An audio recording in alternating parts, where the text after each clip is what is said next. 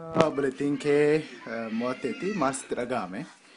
Ani maskaram Daffar jedhama obboleettii Masarati gammachuu baay'ee gammade gammachuu baay'ee natti dhaga'ame.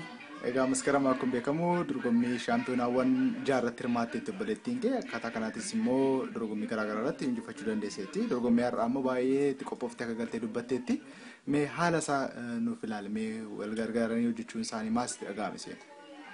Baay'ee gammachuu natti dhaga'ama.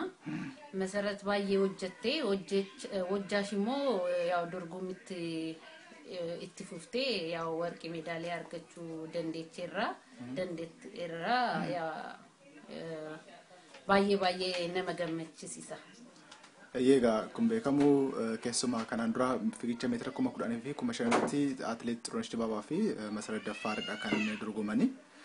Lachuu amma sapaareetilee akkasuma akka fiigan yookaan qoba akka fiigan ta'eera.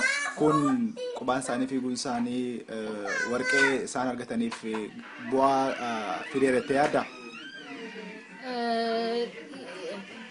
Young generation baay'ee shaggaadha.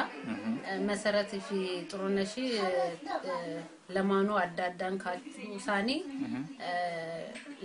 ለመጪው ትውልድ ቦታ ከፍተው ነው ለዚህ እንትን ያሉትና በጣም ጥሩ ባየ ሸጋዳ ዴዴተን ያላ ያ ገለቶም ያደና ግኒተ አትስ ገለቶም ባየን ሲገለጥ ይተታ አሜን ኦኬ